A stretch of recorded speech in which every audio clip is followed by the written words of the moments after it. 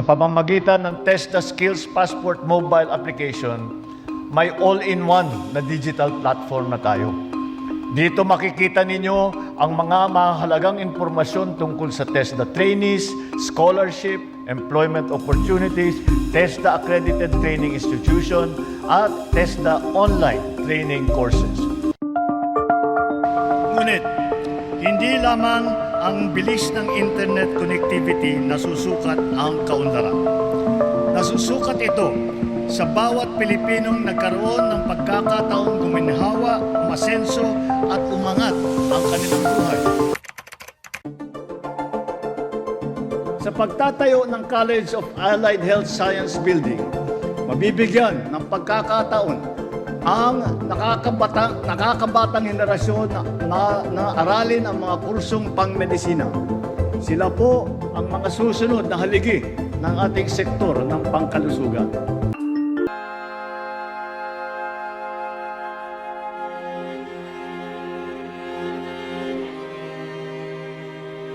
Today is a very meaningful day, not only for our teachers but also for our entire country. We will expand our educators' career paths through strategic reclassification.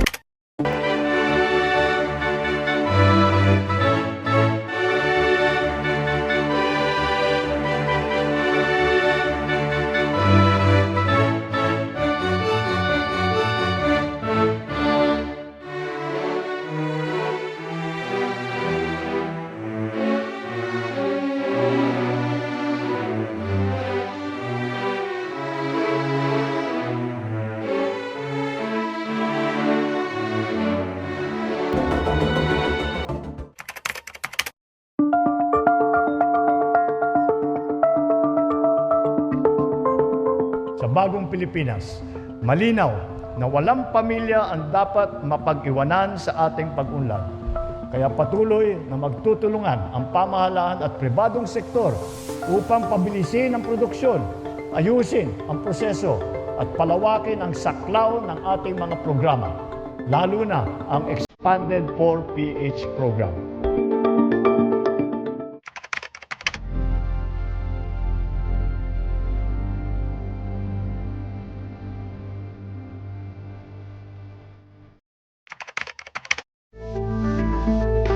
I have always believed that the true measure of a nation's progress is the kind of future that we prepare for our youth.